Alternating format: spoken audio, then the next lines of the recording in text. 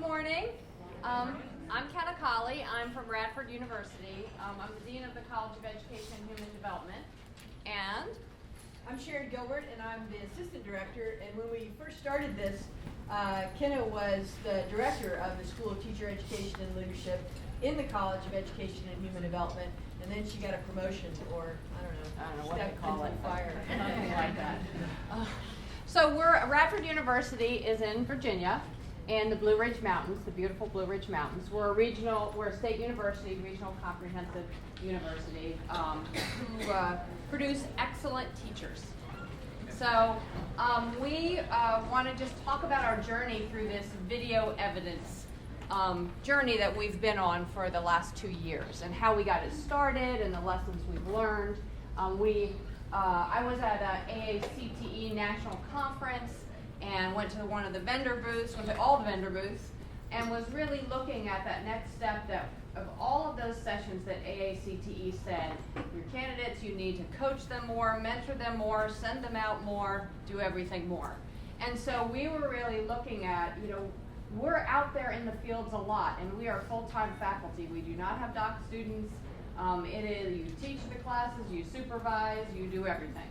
And so we're out there all the time, but it still wasn't enough. And as you know, in a rural area, we have 2 small urban areas.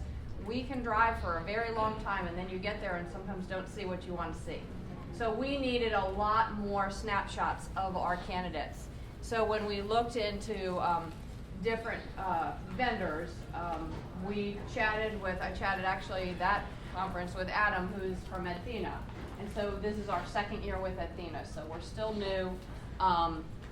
But one of the reasons that we picked it was just that reflective piece, the piece that we could really have many, many snapshots of the students, and also any time of day put in comments and coaching on their videos, and we'll explain that a little bit later. And then also be able to kind of see them almost 24/7. So I'm interested, how many in here use video in some way to observe your student teachers or interns? Right, quite a number. Because one of the things, and I don't know if this is the time to bring it up, but my area is early childhood special ed. So we have that little window when the kids are awake, in the morning, because in the afternoon they nap or they're playing outside, and so we're sort of limited in when we can go and see our students with the children. So I would have my students videotape themselves on their iPhone, their camera, or we lent them flip cameras or whatever. They would set up their computer, and then because they were out there during the day, and then we had afternoons in the class, I would be at work at 6 or 7, sitting around a table with my student, and both of us looking at their computer or my computer, because they had uploaded their video to my computer, and we would watch the video together. That was just one added layer to both of our days, the student and mine. That was exhausting. But we saw how important it was for the student to lay eyes on themselves and go, I didn't realize that I only focused on this side of the room and I was ignoring those. And no wonder that little kid was hitting his friend or picking his nose or doing something instead of paying attention to this great book that I had. So we saw the value of it. We were looking for a way, how can we make this better? Because video, I think, is an excellent way for students and for us to reflect on teaching.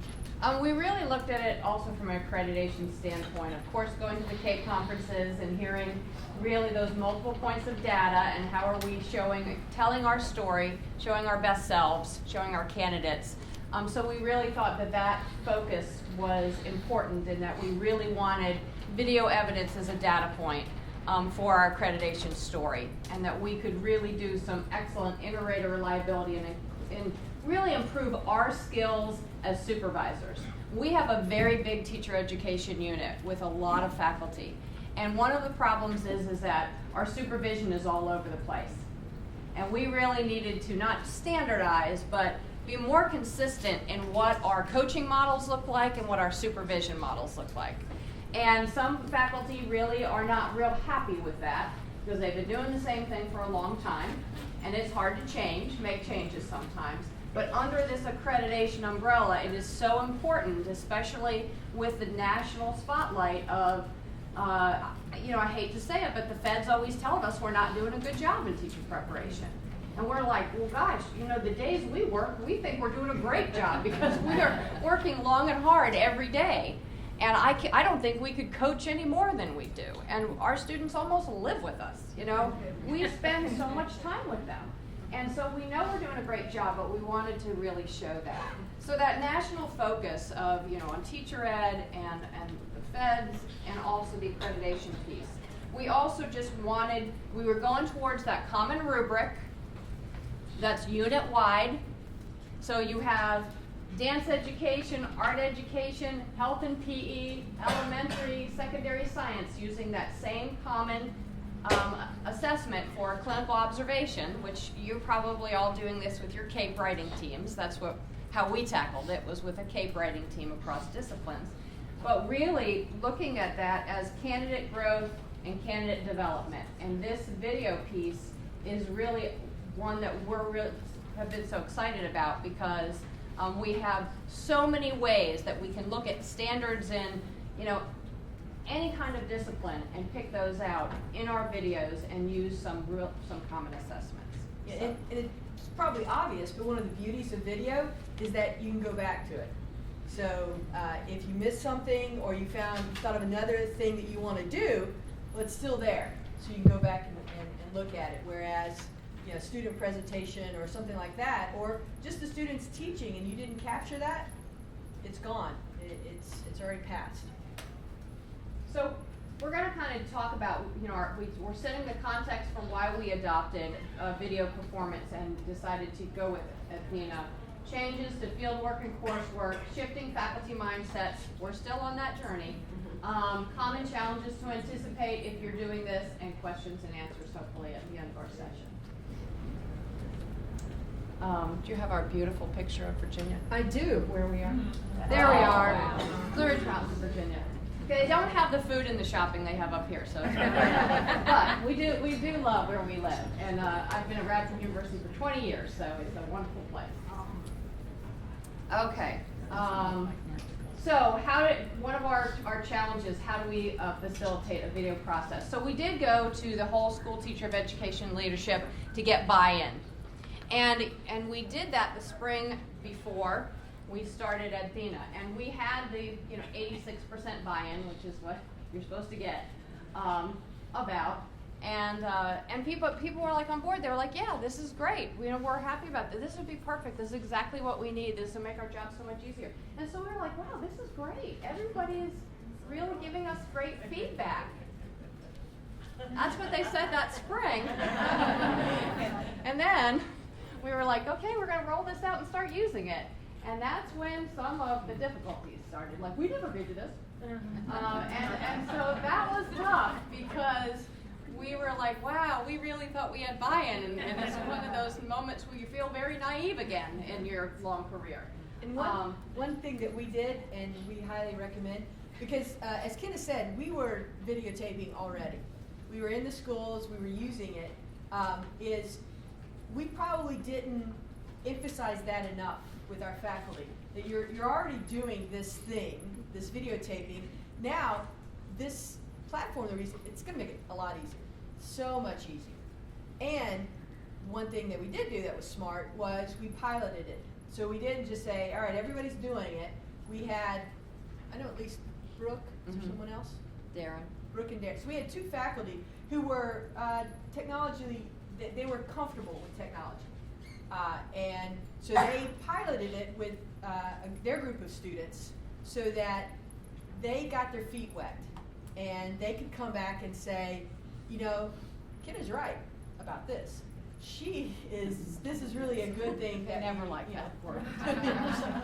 This is something that you do want to try, and this is how we used it, and it worked really well. And here's some ideas that we have for how we're going to use it the next time that we do this. Right. And I think one of those times it was those two faculty members who were piloting it calling Edthena's office 24 hours a day going, what about this? Well, what about this? And this is quirky, and I don't like this, and can you do this? And we were kind of the squeaky wheel, which we still are a little bit for them. I mean, we call them a lot, we're in touch with them a lot, we've got great customer service, but I mean, we wanted that because we had a data management system. We're just have signed on with TK20, but we had another one that we were overly loyal to. And it was a disaster, and we had terrible customer service. And you know, I'm originally from New Jersey, even though I've lived in Southwest Virginia for 25 years. So I'm like, if you don't give me service, I'm out of here. I'm done. So it was, you know, the previous dean was a wonderful, wonderful person, but she was a little overly loyal to this company. And I'm like, no, we want that customer service. We want them to be there for us. So that was very, very important. Could you spell whatever it is you're saying? I don't know. Edthena, I'm sorry. What is EDTHENA. And they have a booth out there. The booth is right behind us. Yes, the booth is right up there. I'm sorry. And I think some people coming in who were worried we were just doing a pure commercial for Edthena, and we really wanted to talk about our journey of video evidence. So one of the other things is that how did we train?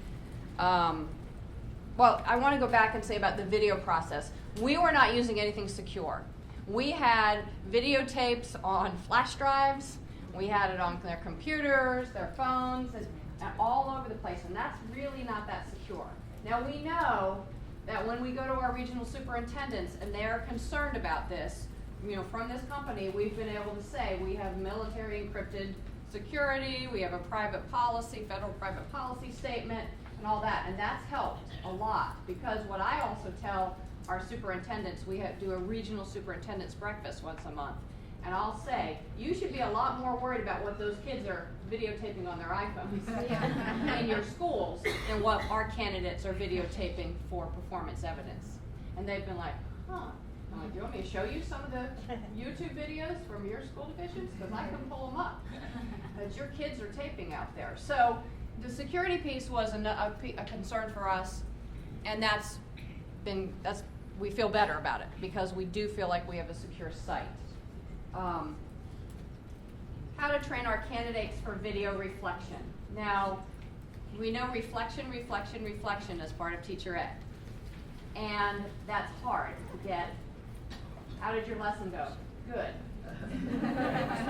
So you move from that, and you know what it looks like at the end of your 5-year program or a 4-year program, and how you have to train reflection. So video reflection is also very different to train that process. And that was a challenge because, first of all, they're startled seeing themselves. Yeah. And that's hard. So we did a lot of different things like, you know, tape yourself, go home, watch it. Get over it the first couple times. Do the desensitization of getting over that. And then we would give them different faculty members would give them different rubrics to go home and do that, to do their own self-evaluations first. Then we would put them in triads, and they would do that together and watch different parts together. And we had some faculty members do that very well.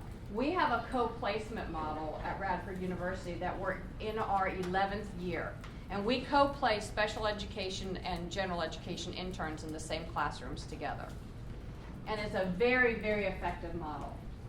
And we also co-supervise in those models. This is an excellent piece, this video feedback performance, because we are really having so many different ways for them to reflect, especially on co-teaching. I mean, we really value co-teaching. We know that the literature is strong on co-teaching, and so we really want to see, and we also want to see that parity and that equity of roles in co-teaching. And you can see that on screen very, very easily. And sometimes they need to assess that of which co-teaching model did they use, and can you clearly see that give and take. Do you want to do any of these other bullets? I'm trying to rush you along is what I'm doing. I appreciate that. Sure. She's good at that. So here's our partner, and they're right outside the door, so you can talk to them afterwards if you want to get specifics. So the other piece is really looking at aligning our CAEP standards our content coursework, and our clinical practice and field work. And you know, I just came from the CEC session. Did anybody else come from that? And you know, you go in and you're like, I think we're doing that. Yeah, I think we're doing that. You know, it's just so intense. And this CAEP journey that we're on of trying to tell our story is so detailed, and we work every single week we meet with our CAEP writing team. And I'll say that one of the other things that we're doing with the video system is that all of our faculty have accounts, so that we might have a faculty who doesn't do field supervision, but maybe they do a math class. They get to watch students in their class who are in the field doing a math lesson, so that they can provide some feedback. And the beauty of the video system is that multiple observers can provide feedback, and they can do it at 2 in the morning at the beach. You know, wherever they have internet access, they can do that, so that it's not. We want to make sure that our students get the biggest bang for their buck. So we're looking for multiple ways for people to provide feedback to our students using this model. So, excuse me, so when you say that, that means the students are paying for this? Is that what you mean? Do you Yes, really mean biggest the bang? students are paying for this. Yes, they are. And that, and to tell you the truth, some of our pushback is that. I mean, it's, what we do is we have this lovely green sheet that I give out to at all of our open houses, at all of our Highlander days, we're the Highlanders, at all of those to parents, prospective kids and parents, and say, these are all our fees, and we say them up front before they even come to Radford University. Like, teacher ed's expensive. You're going to be paying probably, you know, a TK20 fee, you're going to be paying an Edthena fee. We are a professional license. And so we're pretty upfront with those costs. And in the beginning, the problems we had with it, and we do not have students who have a lot of money. You know, we are not a resource-rich area. We're not a resource-rich university at all. And that's been a little bit of a struggle, as you know, add on, you know, more praxis tests, and then we have Virginia tests, and then we have that. It's a hard piece. But you know, also with my own you know, son at the time in college, I saw all his fees from his university. Going, wow, this is expensive, you know. And so I think that's going to happen, especially in professionally licensed programs. And so we really work with them to say a professional license is no different than a teacher, a doctor, a lawyer, or a nurse. All our professional licensed programs cost money. So it is, you know, it's reasonable if you really think about it like a replacement for a textbook across an entire year. But people get a little crazed by it. The faculty we have 2 or 3 faculty members who are really struggling to get on board, and they're throwing up a lot of roadblocks for us. Our dissenters, they really are not, and they want to just use that piece of, we're pro-student, you're against them, you want them to spend all their money. And I'm like, guys, we are trying to make them into the absolute best possible teachers we can. There was another hand. Is the cost during the field work year, or is the cost over the course of their ed program? Fieldwork year. And some of our folks have 2 years in the field. So sometimes it's because we have 4-year programs and 5-year programs. Is it part of their student fees or is it outside? Not yet. We're working on that with our university. It's not big with our Board of Visitors, I'll tell you the truth. They don't like that piece of adding program fees. But we're still in negotiations, I'll be honest, and trying to figure that piece out. Right now it's a cost to the students. So a flat out cost. But they have a couple different ways they can pay, and they can use financial aid just like textbooks. So, because it can go through our bookstore and everything. So I wanted to, the fieldwork piece, to again highlight some of the advantages of using video however you choose to do it. Because we're in Southwest Virginia, it's very hilly. And winter, we might get a foot of snow for one weekend. We might get just a sheet of ice. I think in some of our locations, if somebody spills a cup of ice on the ground, they go, well, we got to close the schools. So that means we can't go see our students, or the school might be open, but because it's out in the willywags and we're snowed in where we are, we can't get to there. So if the student's already there, or we've had 2 weeks of snow dates, and we need to catch up on getting our observations done, then we can have all of our interns or student teachers make a video that week, and then, each evening we just watch the video and we give feedback, and we quickly get caught up. We use video because sometimes our students, they need support because they haven't grasped how to do transitions or anticipatory sets or to do summative assessment, and we've put them on action plans or plans of improvement.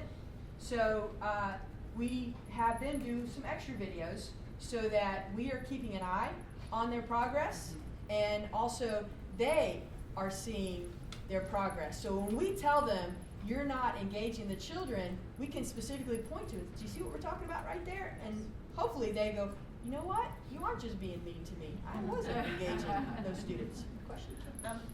Just basic questions. Who videotapes the students? That's a good question. And then secondly, what equipment? Where do you get the equipment? Okay. We ask the students, because in most classrooms you might have an instructional assistant. So we ask that there's somebody else who's creating the video. Sometimes the student gets a tripod. In our school, we have a teacher resource center that has resources like tripods and cameras and computers and all those kinds of good things. But honestly, with this platform, your phone, your iPad, your computer, and you can record on a lot of different devices and upload it. And just upload it. Yeah. Right. Mm-hmm. Yeah. So it's the best situation if you have someone who's holding the camera, because you don't want the person just to sit there and teach. They're going to move around a little bit. Right.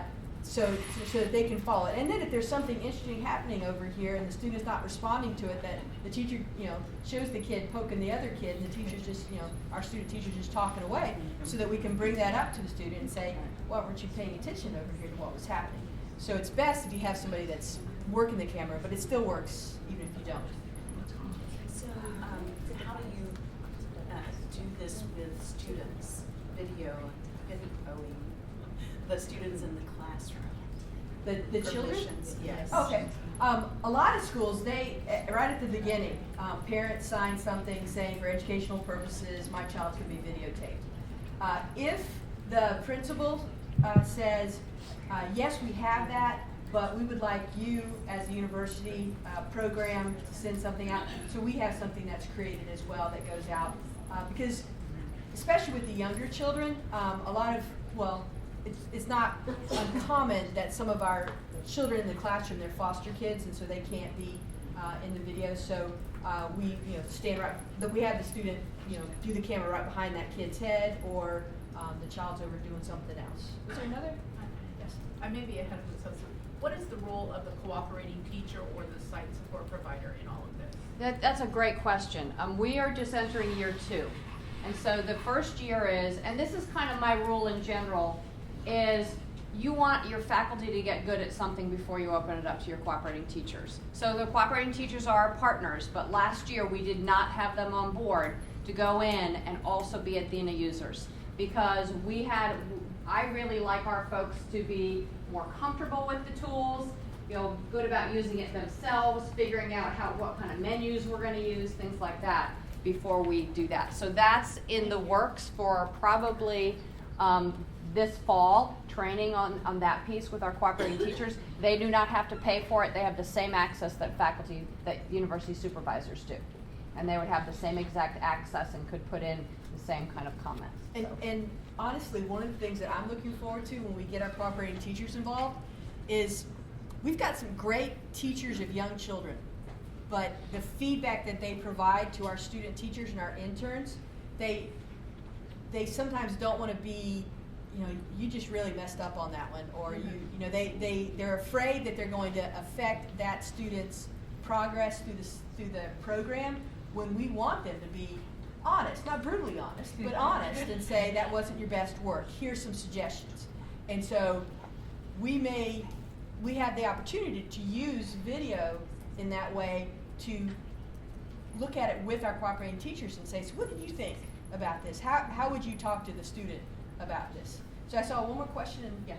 Have you ever had a school refuse to have you videotape, and if so, what did you do? How did you handle that? We had one, and it was a principal in the system, and so we just were like, okay, well, we're not going to put any pressure on, and we only had 2 secondary social studies kids placed there. So what they did is they did videotaping, like trial lessons, and so they did all their trial lessons for an audience of their peers and put it on Edthena, and then we gave feedback that way, and so we just worked individually with that superintendent from school division. Our superintendents were very welcoming of this. I really expected some issues, and we did not get it. But we also have a very, very good relationship with them. Like I do, we feed them a beautiful breakfast once a month, and have them all in, and we have our delegates in talking to them, and we do a lot for them to keep this relationship strong. So they're very supportive of us. I think that if you don't have that level of relationship with your school divisions, it might be more difficult. Is the video used as a student work example for graduation requirements or anything else along the way in that line? That's a great question. It depends on the program. I know we have a special education 5-year program, and they have a EVE portfolio as their final comprehensive exam, and so so they're looking at how they're going to incorporate that. They've used pieces of video before, so they're going to really look at which piece of video would they like to use, and what would the rubric look like with it. It would be one of their 6 state rubrics. And the other thing that's really important to mention before Sharon goes through these is we have a menu also that we have done a lot of. Sharon ran an Edthena support group. We have an Edthena advisory group. That's a group of faculty, and they meet and they come up with different assignments, different levels of support, everything for our faculty, which I think is very important. But we have a menu, so really, we don't want to see 45-minute lessons. That's the whole point of this, is we like to see a lot of snippets so you can give weekly assignments. We want to see 6 minutes of this. How do you engage prior knowledge? Or 6 minutes of paired something in the classroom. So you can see so much if you're more. doing NTPA is what it requires. Yeah. Right, and we're not an NTPA state. So It would be perfect. Yeah. So it's so much better because you really don't want to watch a 45-minute lesson. And it's very rare that you do. Sometimes you do have to see how they execute from the beginning to the end. But there's so many things you want to see that you could use it so much more. And they should be, and then that helps them learn what the skill is that I'm utilizing. So when you're accessing that particular point in the lesson, is it a clip of the lesson, or does it pull from the whole data source? It's just a clip. Okay. And that's easy for them to do. Right. Yeah, and so Very easy. So the question becomes, clips are useful except for the fact that they don't always provide the context, whereas if it just inserted you into a larger sort of data source, then you would be able to, if you needed to, go back and see what preceded it. Oh, you can. You can do both. Yeah. It just depends on what we ask for. Right, so if a student wanted to upload 45 minutes, they could, and they could say, the part I would like you to view is from minutes 6 to 10. Yeah. So a couple of quick things, and then I wanted to show you the interface. I supervise early intervention interns, so some of my students will go into homes with children under the age of 3 with disabilities. And there's one agency that we work with that doesn't allow any videotaping. So what I've done for those students, and to get my students started, because sometimes when they start their first week, they're not really doing any teaching. They're just shadowing the teacher. So the first video was tape yourself giving me your philosophy of teaching and pretend that you're doing this in an interview. So I'm getting them ready for the interview process. The next week it was read a children's book. If you can read it to kids, that's great. Otherwise, just read it to the camera as if you were reading it to kids. Because sometimes our students, they haven't gotten over themselves, and so they're not ready to really engage kids. And then for those students the two that are in the agency, they're going to do like I described it as a public service announcement, so they could do a public service announcement on how do you help your toddler who's a biter, or you're worried about potty training, or you want to teach your child to share, or all the questions that parents ask a lot, especially new parents, so that they're able to use the videotape in that way. And now this week, what they're going to do is provide feedback to one another. So the way that this works is that this is what the student and the supervisor views. The student has uploaded this video, and it's just so simple and straightforward. You hit the play button, and when you hit a spot in the video that you want to mark and say something about it, you just hit the plus, and then I think the next.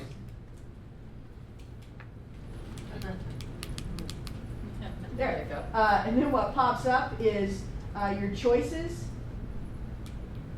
And for this situation, we wanted to make a suggestion for the student. You type in your suggestion. If you've tied it to some other measures, then you can put those in there. At this point, we really haven't done that. But you provide that suggestion or question or comment or, woohoo, you did great, to that student. Can we ask the video, the person that's doing the videoing, we can't see the screen. Oh.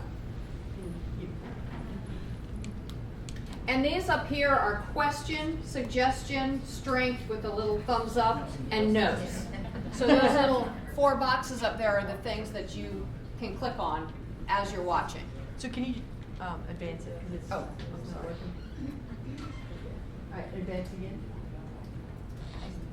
So then, if the student, for some reason, just wanted to go right to the comment, it's all color-coded, so here's what the green comment is. They can click on that to see what was happening at that moment that prompted the comment from this person, and and that comment was a suggestion, because we can see from the color coding that that's how that works.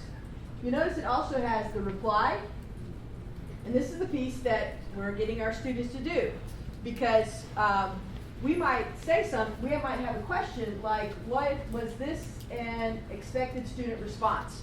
And we want the student to respond to that and say, yes, he always talks like that, and he's often off topic, or whatever. And that conversation, you can go back and forth. So if the student replies to that, and then the faculty wants to further delve into that, they can, and go back and forth.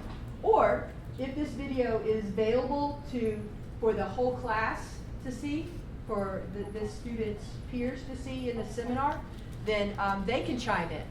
Because helping our students reflect on their peers' work is also important. And it's also great for, if I'm in a home-based internship and you're in a classroom of 2-year-olds, I want to see what that looks like.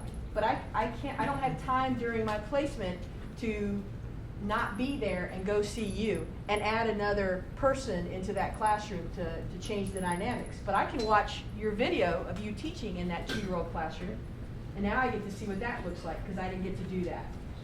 And I think we're in the age where we have got to get them comfortable with everybody watching. I mean, besides, it's just my university supervisor, they have got to get used to that. I mean, we have high levels of scrutiny out there for teacher evaluation. And so that we have got to get them as confident as possible and be able to also use that professional language and really be able to respond to, even if you didn't have a good lesson, how do I respond to that? How do I reflect? How do I put that into professional language and make an action plan right after of what am I going to do next time? What percentages would you say you're using video observation versus still face-to-face observation? That's a great question, because I don't have an instant answer. It depends. It's program specific. Usually it's half and half. About 50-50.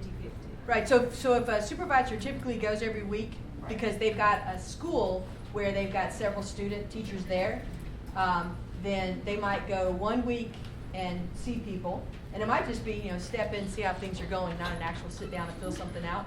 And then the other week, they have the students send them a video or upload video. And does your state licensing agency have regulations that require a certain percentage or a They certain do, number? they don't, they require hours for our candidates, but they do not require a certain amount of time, of our time in the field. That's not listed in our state licensure regs, so.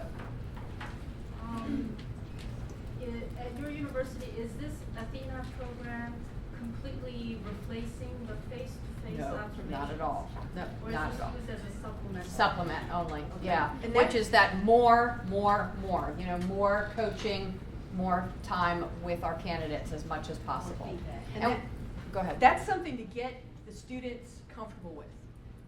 And what one of our faculty has done is to lay out the schedule for the students. Because this particular supervisor, he's doing, I'll come and see you one week, and then the other week, you're gonna provide videos. They talk among programs, and so they may say, well, my roommate, her supervisor is showing up every week. Why aren't you doing that? And so helping the students see that, yes, we're providing the same amount of feedback, it's just you may not see me, you know, only every other week. The other thing is helping our supervisors learn how to do video supervision, because what you don't want to, it's not a time saver if you watch the video, provide feedback, and then your note to the student is, now come see me in my office and let's talk about it. Because you might as well just sit there in your office together and watch the video. You're not saving any time. So helping both our supervisors and our students use this effectively and efficiently.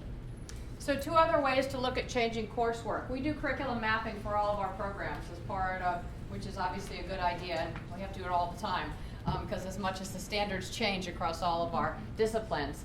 And so this is in that piece where, while you're curriculum mapping, would you embed video performance? I mean, is it like Sharon said, is it outside of our internships too, where some of our other university faculty can go in and also watch? You know, they're a math professor, and are they seeing those mathematical concepts being instructed well out in schools? Another piece is with our advisory teams. We're having we don't do mandatory advisory boards, but we are this spring because of our CAEP story. So for every discipline, we have advisory boards where we bring them in and/or focus groups. And so we're making this also a topic for all of our advisory boards to give us feedback to say, how could we utilize this better? How could we use video performance better? What do you like about it? What do you don't? You know, that's important to make sure that we have that conversation and they give us ideas. We've also extended it to grants. So we have a grant that is veteran teachers out there. It's a content science grant for elementary teachers. And it's a state grant. And so what we did is those are seasoned teachers out there improving their science content teaching. And so we were like, well, we have some grant money. Why don't we have them all videotape their own lessons and use Edthena for that? So that was another piece, is that because there was grant funds available, and those teachers, these are veteran teachers out there, they had a very hard time with it. Videotaping themselves and watching their own teaching. Very tough time. That's hard after you've been teaching for a while. And they got on board, and they weren't resistant, but they were like, well, I'm just used to just my principal, and that's it. You know? And it was a great way for them to get together, watch each other's videos, work with our faculty who were part of that grant, who were their coaches, and really use it in that way too. So that's another way. We're sharing it. We have a gal who could, 2 students actually, who could not come back to the university due to either a medical or personal reason.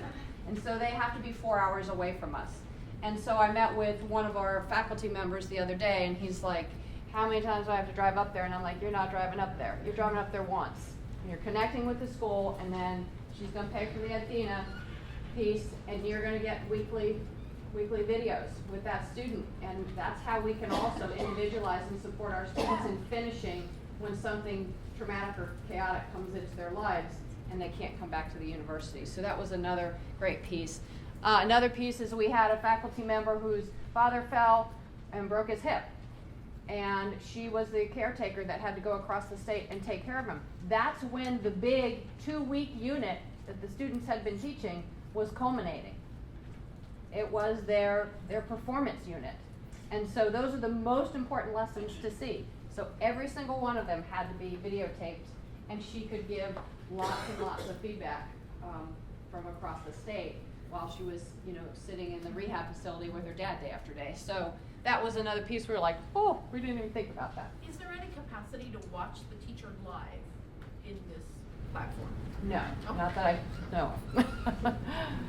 I don't know if that's coming or not. We also, I know there's some research out there on bug in your ear technology, and I don't know if any of you are using that, but I think that's also another thing for us to look at Radford. So it seems like the superintendents would be interested in this in a number of different ways, including potentially, not in relationship with the university with respect to induction, supports for new teachers, which of course the university could be involved with as well. Do you see the school districts sort of thinking about ways that they can roll it out sort of independently of the relationship with the university, or is it primarily focused through the university? I mean, we focus it through the university because that's our job, but I think that's a great idea.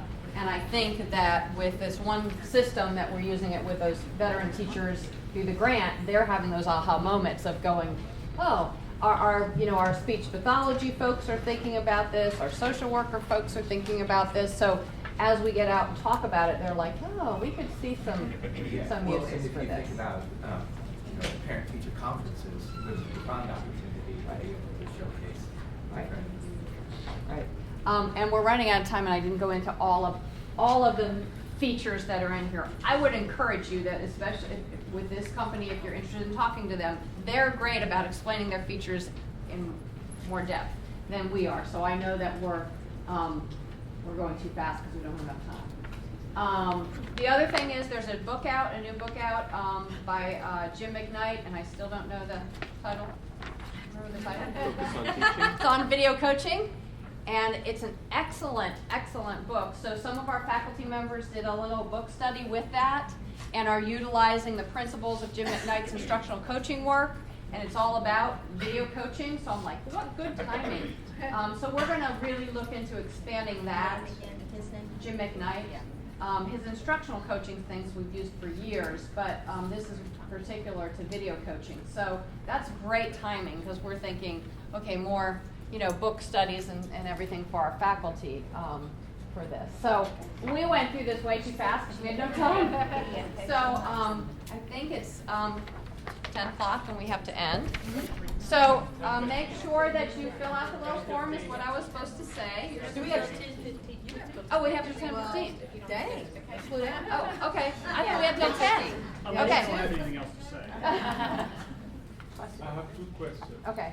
One is, I'm still not clear about how you obtain informed consent. Is it through the superintendent's office, through the school district, through parents, or is it all of the above? Kind of all of the above. It depends on where we are. We have not sent out a big blanket anything. We kind of have always been videotaping in our schools. We've always been doing this. So we didn't want to raise a red flag and be like, because as soon as you call too much attention to something you're doing, people are instantly alarmed. So because we let the supervisors go out and really talk about it and the use of Edthena with their cooperating teachers and all that, and say, guys, we've already been videotaping, and so we'll continue to, but we're just going to put it through this platform. And then at the superintendent's breakfasts, we did a whole session on it, and that was important to try to get their buy-in. And like I said, I was very surprised. They were like, oh, okay. And then we also have a statement that we send out so that some school divisions just require us to have a written statement of how it's utilized and all of that. So not a big, not the same way everywhere. And you haven't gotten much pushback from parents? Like I've been in grants and stuff before where and parents are like, no.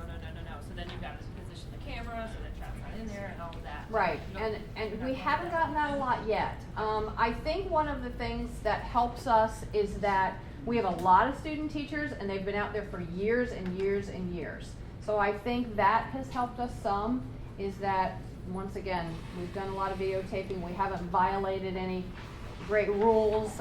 We're very careful about when we do utilize videotape in assignments. It's clearly for educational purposes. So I guess it's the trust factor that maybe we have that has really helped us. Can you go back up just a second and tell me in your CAEP story, how does this fit in? We're building that as part of our CAEP writing team. So we have a common clinical observation form. And so and then of course we developed that, we rolled that out this fall in August, and then everybody puts their own spot standards within the unit-wide form. And then what each program area will do is decide then how on that form do we use the video performance rubric. And how do we utilize that rubric as part of our CAEP data? And I can talk to you about inter-rater reliability on that. The observation form that we created for CAEP purposes, it's not like a running record. You know, maybe you used to do that and you found that to be helpful. It's much more involved, and it's like the one that I use is 6 pages, and it has enough words for a novel. So I couldn't just sit there and watch my student do an activity with 5 toddlers that are running around and be able to fill all of that in. So having a video of my student doing her lesson and me just sort of watching that piece of it if I wanted to do it in person, and then I can sit and watch the video and I can go over the form. That's the only way I'm going to be able to do the form. It's a very, very dense form when you have to get all those in-test standards in. Yeah. And you're doing it as a unit-wide piece. It's very intense. I'm curious if you've ever used the videos as exemplars with other students within the program. Are the videos very personal to the student teacher, or do you share them amongst the other student teachers and say, do it like this or don't do it like this? That's a great question. It's very program specific. So what they do, I know with the co-placements, because they're so used to doing everything co-plan, co-assess, co-teach, that they're very comfortable with each other. And so what they do is they choose their own exemplars, they write about it, and then they share it. And they share it first in triads, and then they share it with their seminars. So those are 2 dynamic university supervisors who love pushing the envelope on things in a great way. And so they've really said, you're going to be observed by everybody. Whether it's a parent volunteer or a superintendent walks through or a principal, you have got to be confident in your teaching. So they pick their own exemplars and do that in that one. And some of them it's very private and they don't. So we're trying to not say all programs have to. That doesn't go over well, as you've noticed probably with faculty. So something else that we can do with this platform is, let's say that we have a student who does just an exemplary job, and she's really proud of her work, and we're proud of it too. We can ask her, can we archive your video so that in the future, next semester, next year, we can show this again and talk about what we're seeing here. Right. And they get to keep their accounts after they leave us and graduate. So they still have access to all those videos. And superintendents are comfortable with that? So far, it's a secure system, okay? And they are the only ones that have access to them. They can keep their account forever. Can they keep their account forever? Forever's a long time. Forever's a long time. I don't know. Your common assessment, is that statewide? No, that's just within our teacher education program. And have you done the inter-rater reliability on that? We're, How did you do that? so what we're doing is we're doing a lot of that this fall. And what we, people really did not want to use a lot of the Edthena videos in the beginning across the whole school of teacher education leadership. So we are using some commercial ones like through ASCD, and there's also some ones on YouTube for integrated reliability of our clinical observation form. And we did get IRB approval for that because we're doing a little research piece on that too. So that's how we're starting, because university supervisors can get really nervous that their peers are going to, critique them. And so we just decided to go in that way. I think down the road they would use their own for integrated reliability. Some of our our co-supervisors are already using that. They'll both watch the same video, you know, and then do iterator reliability there. Yeah, and that's another neat way that we, for instance, our early childhood special ed student teaching, we might have 14 student teachers, so 7 of them, we split them between 2 supervisors. But that doesn't mean that if I only have U7, I don't get to watch U7 who are her responsibility. I can watch your videos and provide feedback. So the more eyes are on what students are doing, it provides people see things in different ways and from different perspectives. So it helps the students even more. So just quickly, what we do, or what we can do in this platform is we have our group, and then we create explorations, which are sort of analogous to folders, I guess. You might be, cringing as I explain this, but you name it, something that makes sense. Like, for instance, mine was your philosophy of teaching, and you can put some parameters around it, like the dates when you want it sent, when it's going to be open, and when it's going to be closed, but they can still submit after that if you want. And you can also tie some things to it. You can upload some documents if you want them, for instance, to reflect on it, but to respond to a certain set of questions. You can do that as well. And those appear, and then the student goes into the exploration to upload their video. So for housekeeping purposes, it's nice from my perspective as a supervisor to be able to find all the videos on that topic in that exploration, and then I can look through them. And it also shows me that, all right, you've looked at 5 of them, you still have 2 more that you need to get to. Can I just ask a quick question about that? So you added comments in the system. So how do they export out, like to get maybe a PDF or something? Yeah, because let's say a student has 4 videos throughout the semester and wants to see their own progress, but maybe in textual format. So how do they export out any of those, or is it possible? Yes, it is. Mm-hmm. Yeah, maybe through those comments. And those are the other thing is, as university supervisors, another step for us is we really need to study our comments.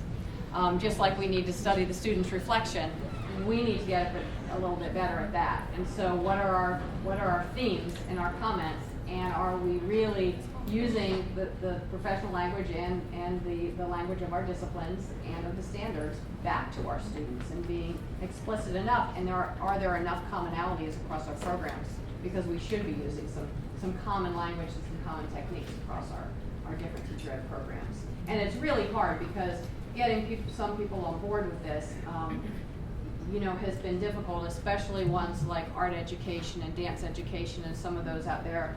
I'm like, but you have really visual fields and disciplines. So to me, that's like the best way to use it. So it's getting people on board that's been a little tough. So with this process, you made a really compelling case about how it can really enhance certain practice. And you started off your presentation with respect to workload and acknowledging how complicated the workload is. I've heard some people say we should move to video because then what we can do is we can change our supervision loads. What have you done with respect to your supervision loads now that you're adopting this? We haven't made any sweeping changes yet. We have not. We are, it's tough because we really value the fact that we are out in those school buildings. That's why we have those relationships, and I'm not going to give up the old-fashioned coaching and mentoring out in schools and say that we don't need to be there. And because most of us came out of public schools, and we still have great researchers at our university, but we're not a research one, and we're a teaching university, and so we can sit down in any classroom and teach the lessons ourselves, and we still need to do that piece, and we still need to do that to have those relationships with the teachers, which is why I don't think we got the pushback of using this, because they trust us, and they know that we're not going to do anything to put them in jeopardy, because that would put us in jeopardy. We rely on them for those placements so much. So we still have problems with faculty buy-in, I'll be completely honest, and so it's still trying to get people on board, so we're working on that. Our CAEP journey is so intense, that's why we're all here, and we think we're telling our story very well, but we're trying to be proactive. I feel like I'm running in front of a cart or something that's going to run me over. And so I think, this is a great piece, and I just really feel like we're doing everything that we're hearing I nationally don't think that they want us that to do. using video reduces workload. It does not reduce workload. We did It not, keeps we you did out- not do out it of in the If the car. you do it correctly, Right. it does not reduce, because it takes time Yeah. to provide constructive feedback. And I will tell you, we didn't do it to reduce workload. No. We didn't also do it to make It's to our improve workloads. and increase Yes. feedback. Yes. And grow your students Yes. better, I mean, more feedback. More Yes. feedback. The feedback piece is, I think, what we struggle with the most in teacher education. Right. And I think that's what we need to improve upon. And this is one tool that helps us do that. It's one point of data, though. It's not, you know how many points of data we have. So, thank you so much for your time. I'm sorry we went